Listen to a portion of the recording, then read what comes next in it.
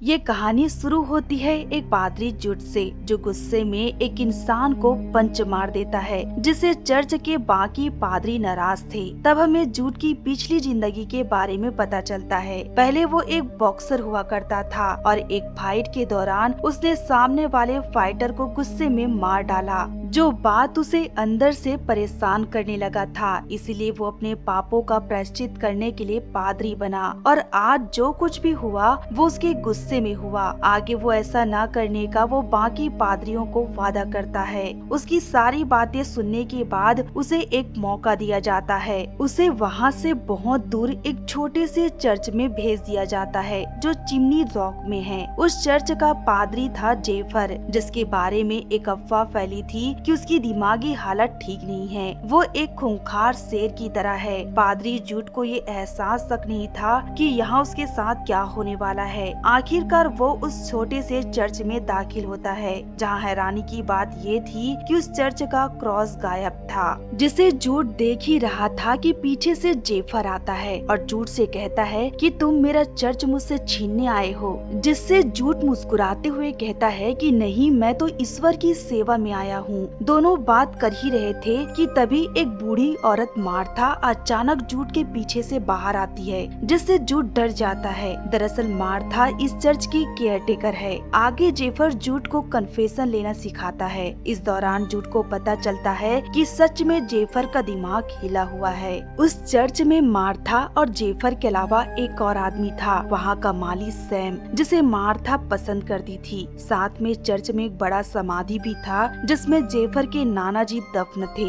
उस समाधि के दरवाजे को बाहर से क्रेन की मदद से ही खोला जा सकता था, पर अंदर से एक हल्के धक्के से ही वो खुल जाएगा। चर्च में घूमने और समझने के बाद जूड क्रॉस लगाने के लिए नाप ले रहा था, जिसे जेफर तुरंत डांट कर क्रॉस लगाने के लिए मना करता है। ये बात जूड को थोड़ा अजीब लगा, इसलिए वो मार्था के पास जाता है और सच जानने की कोशिश करता है। दरअसल जेफर की माँ एक बुरी औरत थी और उसके नाना ये अच्छे से जानते थे, इसलिए उसने एक वसीयत बनाई। अगर उसकी बेटी उसके साथ रहती है और उसके पोते जेफर का ख्याल रखती है, तो वो अपनी सारी जायदाद उसके नाम कर देंगे। इसलिए जेफर की माँ उसके साथ रहने लगी और अपने पिता के मरने का इंतजार करने लगी, जो बात जेफर के नाना को बिल्कुल भी अच्छा नहीं लगता था। जेफर के नाना मार्था को अपनी बेटी की तरह प्यार करते थे। जेफर को मार्था के सहारे छोड़कर एक दिन वो मर गए, पर उसने अपने जायदाद को गरीबों में दान कर दिया। जेफर की माँ को केवल एक बक्सा मिला, जिससे गुस्से में आकर जेफर की माँ ने चर्च को तहस नहस कर दिया। तब से वो जगह खाली है और खुद अपने पिता के कब्र से टकराकर मर गई। यही वजह है कि जेफर ने अब तक उस जगह को खाली रखा। जूड को वहाँ रहते रहते एक और बात पता चली कि जेफर स्पीच के दौरान ऐसे ऐसे शब्द बोलता था, लोगों की उनकी गलतियाँ गिनवाता था, जिससे साधक गुस्से से उठकर चले जाते थे। उसके स्पीच के कारण ही उसके साधक बहुत कम हो गए हैं। गिने चुने लोग ही रह गए। उन्हीं लोगों का जेफर ने एक ग्रुप बना रखा है, जिसे हमेशा वो जोड़ कर रखता है। जिसमें से एक थी वेरा, जो एक वकील थी। उसके पिता जेफर के बहुत अच्छे दोस्त थे। उसका एक गोद लिया हुआ भाई है ड्रेवन, जिसे राजनीति में कदम रखना था।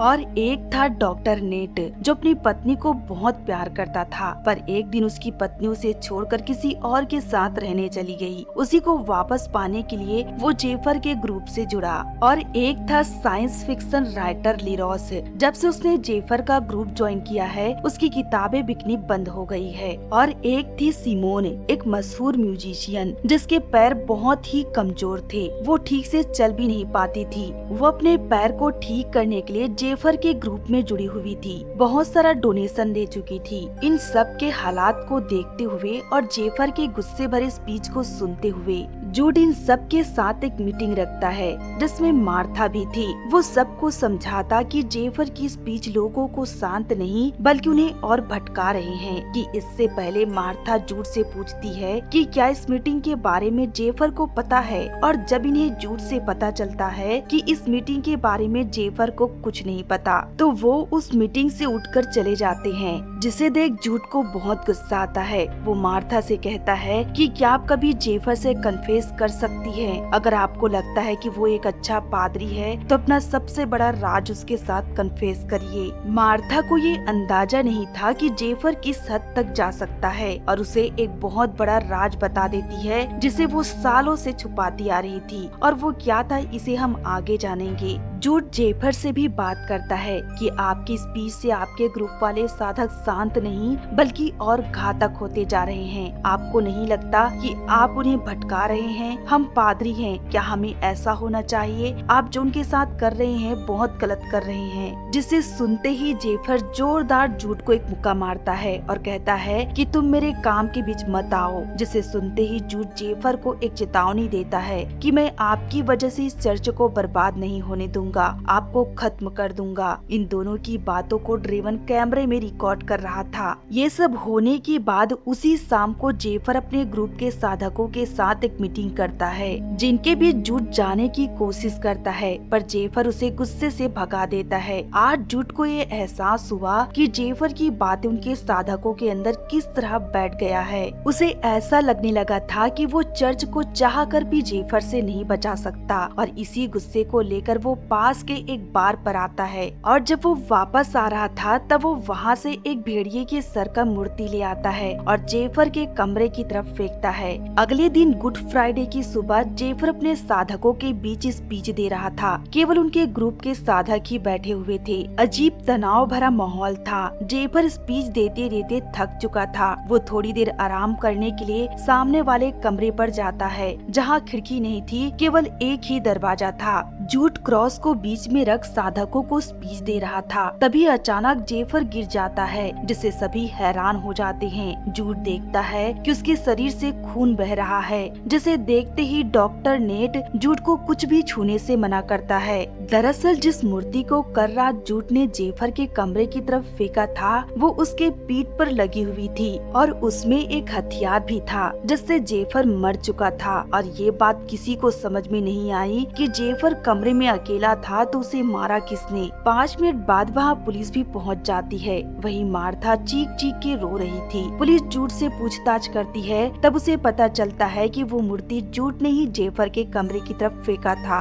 पर उसने जो मूर्ति फेंकी थी उसमें कोई कलर नहीं था, पर जिसकी वजह से जेफर की जान गई वो मूर्ति लाल रंग की थी। वही ड्रेवन ने जो जेफर और जूड की झगड़े वाली रिकॉर्डिंग की थी जिसमें जूड ने जेफर को खत्म करने की धमकी दी थी, उसे वो अपलोड कर देता है, जिससे लोगों को और पुलिस को ये लगने लगा था कि जूड ने ही जेफर को मारा है। एक बार फिर जूड एक हत्यारा बन चुका था, पर कोई नहीं जानता कि जेफर को किसने मारा और क्यों। जूड चर्च के अंदर चला जाता है और फूट फूट कर रोने लगता है। तभी एक जासूस बेनोइट उसके पास पहुंचता है। उसे पता था कि ये काम जूड का नहीं है, जेफर के ग्रुप में से किसी एक ने ही जेफर को मारा है। वो जूड से कहता है कि मुझे हत्यारे को पकड़ने में तुम्हारी मदद चाहिए। जूड अपने आप को बेगुनाह साबित करने के लिए उसका साथ देने के लिए तैयार हो जाता है, पर जासूसों का काम खतरनाक होता है, जिसे देखकर जूड पीछे हटने की कोशिश कर रहा था, पर पुलिस भी उसका साथ देती है, जिसे जूड फिर से हिम्मत जुटाता है। वो उसे उस बार में ले जाता है जहाँ से वो मूर्ति लाया था। वहाँ जासूस को एक फोटो दिखता है जिसमें कुछ तो था। जूड देखता है कि फोटो में एक बैग है और वो बैग आज भी वहीं पड़ा है। दरअसल वो बैग डॉक्टर नेट का है और ये जूड जान चुका था कि डॉक्टर यहीं पर है। वो डॉक्टर से कुछ पूछता कि इससे पहले डॉक्टर जूड पर चिल्लाकर वहाँ से निकल जाता है कि तुमने ही जेफर को मारा है।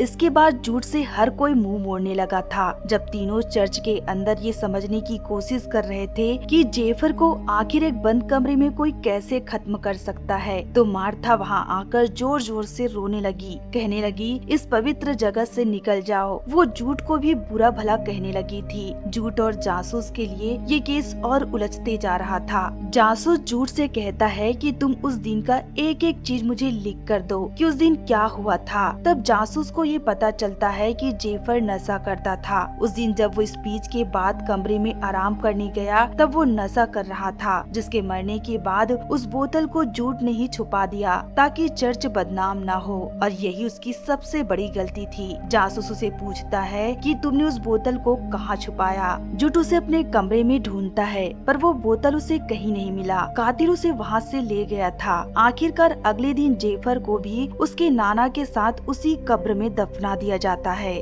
जूड जासूस बेनोइट को उस मीटिंग के बारे में भी बताता है जिसमें जेफर ने उसे भगा दिया था। आखिर उस मीटिंग में क्या हुआ था ये जानने के लिए जासूस ग्रुप वालों से मिलता है। कोई भी उसे सच बताने को तैयार नहीं था। तभी ड्रेवन उस मीटिंग की सच्चाई बताता है। उस मीटिंग में जेफर सभी ग्रुप वालों को कोस रहा था। उसमें ये भी पता चलता है कि वेरा का गोद लिया हुआ भाई ड्रेवन जेफर का बेटा है, जो हैरान कर देने वाली थी। दरअसल जेफर को अपने नाना के जायदाद के बारे में कुछ पता चल चुका था। उसने किसी को दान नहीं किया है, वो अभी भी है, पर वो कहाँ है वो कोई नहीं जानता। केवल जेफर जानता था और वो ड्रेवन को भी बताने वाला था, पर इससे पहले वो मारा गया। जो केस और उलझते जा रहा था, वो सच जानने के लिए जेफर के कमरे की तलाशी लेते हैं। तभी उन्हें एक ऑर्डर का पेपर मिलता है। दरअसल जेफर के मरने से पहले किसी ने कब्र खोलने का ऑर्डर पहले ही क्रेन को दे दिया था। जो सोचने वाली बात थी, कोई किसी के मरने से पहले उसे दफनाने की तैयारी कैसे कर सकता है।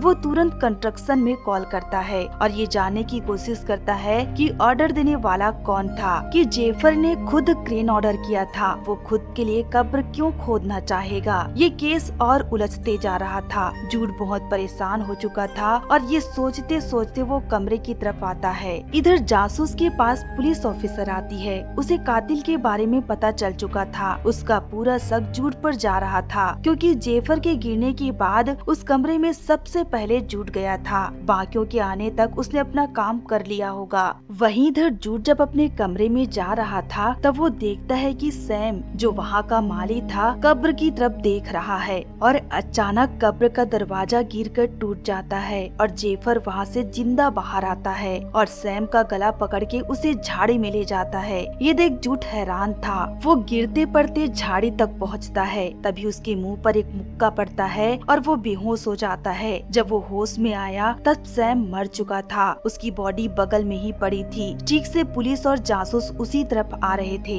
ये देखते ही जूड वहाँ से भाग निकला। पुलिस और जासूस वहाँ पर आए तब केवल सैम की बॉडी वहाँ पड़ी थी। कब्र का दरवाजा टूटा हुआ था और जेफर का लाश गायब था। जब वो सीसीटीवी कैमरा चेक करते हैं तो वो हैरान हो जाते हैं। उसमें उसने देखा कि जेफर चलकर अपनी कब्र से बाहर आ रहा है और उसके पीछे जूड है। वो फिर से ये समझने लगे कि जूड ने ही सैम को मारा है और जेफर की जिंदा होने की खबर आग की तरफ फैल गई। लोगों को ये चमत्कार लगने लगा। वही मार्था सैम को देख जोर जोर से रो रही थी। पुलिस अब जूड की तलाश में लग जाती है, पर बेनोइट को अब भी यकीन था कि ये काम जूड का नहीं है, कुछ तो गड़बड़ है। जब वो पुलिस ऑफिस से बाहर निकल रहा था तब वो जूड को देखता है। वो खुद चलकर अपने आप को गिरफ्तार करवाने आ रहा था, जिसे बेनोइट चुपचाप वहाँ से लेकर निकल जाता है और डॉक्टर नेट के यहाँ ले आता है। डॉक्टर का घर पूरी तरह से बिखरा पड़ा था। घर पर अजीब सा स्मेल था। दरअसल डॉक्टर की बॉडी पूरी तरह से गल चुकी थी, केवल उसका कंकाल बचा था।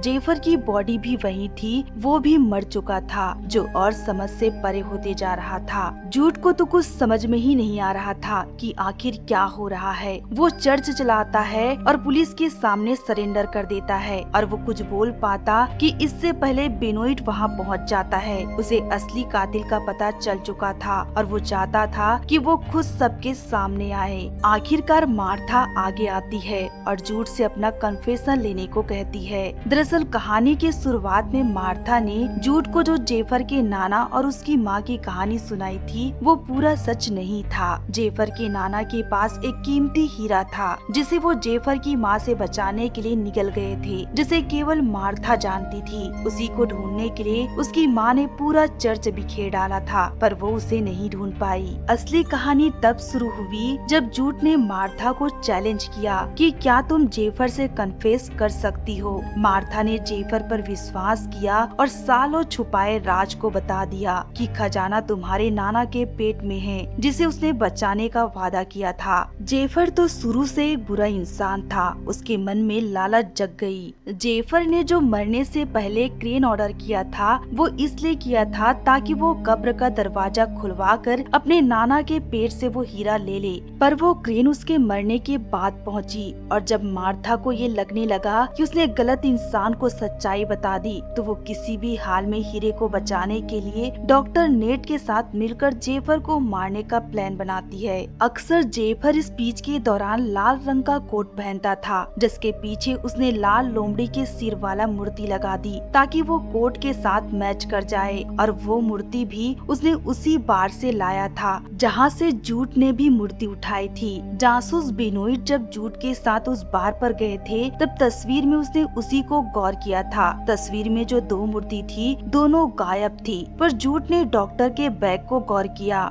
वही मार्था को पता था कि जेफर स्पीच के बीच हर बार उस कमरे में जाते हैं और वहाँ वो खुद को तरोताजा करते हैं। उसने उसके नशे वाले बोतल में दवाई मिला दी थी जिससे वो बेहोश होकर गिर गए। जिस समय जूट वहाँ पहुँचा था तब वो मरा नहीं था, नकली खून था जो बह रहा था। जब डॉक्टर जेफर के पास गए उसी समय मार्था ने जोर से चिल्लाया जिसकी वजह से सभी का ध्यान बट गया और डॉक्टर ने अपना काम कर लिया, किसी को पता तक नहीं चला। इसके बाद जिस दिन जेफर को दफनाया जाता है मार्था जेफर से आखिरी बार मिलने के लिए अकेले कमरे में रुकती है। उस दौरान वो जेफर की बॉडी को ताबूत से निकालकर सैम को उस ताबूत पर लेटा देती है और उसे भरोसा दिलाती है कि वो उसे वहाँ से निकाल लेगी। कब्र में कभी जेफर की बॉडी गई ही नहीं थी, वो डॉक्टर के घर पर थी। उस रात जब जूट ने सैम को कब्र के बाहर देखा था वो सैम नहीं डॉक्टर था, और जो कब्र का दरवाजा तोड़कर बाहर आया वो जेफर नहीं सैम था जिसे मार्था और डॉक्टर ने मिलकर जेफर की जगह दफनाया था, क्योंकि मार्था को पता था कि कब्र को इस तरह डिजाइन किया गया है कि बाहर से उसे खोलने के लिए क्रेन की आवश्यकता पड़ती है और अंदर से वो हल्की पूछ से ही गिर जाएगी। पर उनकी किस्मत खराब थी कि जूट ने उन्हें देख लिया। वही मार्था की एक और गलती थी, उसने हीरे को हल्के में लिया जिसे कोई भी इंसान देखते ही लालच में आ जाएगा, और वही हुआ। हीरे को देख लालच में डॉक्टर सैम को खत्म कर देता है जिसका जिम्मेदार जूट खुद को मानता था। सैम की मौत को मार्था बर्दाश्त नहीं कर पाई और डॉक्टर के घर पहुंची। उस समय वो अपने गुस्से को कंट्रोल में रखती है क्योंकि हीरा डॉक्टर के पास था। उस समय डॉक्टर एक और चालाकी करता है, उसने मार्था के चाय में दवाई मिला दी थी जिसे मार्था जानती थी। मौका पाके वो चाय बदल देती है और ऐसा सिचुएशन तैयार करती है जिसे लोगों को देखने में लगे कि जेफर ने डॉक्टर को मार डाला और खुद भी खत्म हो गया। उसने चर्च और जेफर के नाना से किए हुए वादे को बचाना चाहा, पर इस खेल में बहुत कुछ बर्बाद हो गया। सच्चाई बताते हुए मार्था जूट के गोद में गिर जाती है और उसे बार बार माफी मांगती है। जैसा हुआ वैसा वो बिल्कुल नहीं चाहती थी। जूट उसे माफ भी कर देता है पर बहुत देर हो चुका था। मार्था खुद को खत्म कर देती है। आखिर में हीरा जूट के सामने था और असली कातिल का पता भी चल चुका था, तो सम्मान के साथ जूट को उस चर्च का पादरी बना दिया जाता है और जेफर का ग्रुप वापस अपने अपने काम में लग गए, कभी उस चर्च में वापस नहीं आए और जासूस बेनोइट दूसरे केस में बिजी हो गए। हीरे को जूट ने चर्च के नए क्रॉस में छुपा कर रखा और उसकी रक्षा और चर्च की सेवा में लग गया। तो ये थी वेकअप डेड मैन की पूरी कहानी। ये कहानी आपको कैसी लगी कमेंट कर बताएं, साथ ही हमारे चैनल को लाइक एंड सब्सक्राइब करें।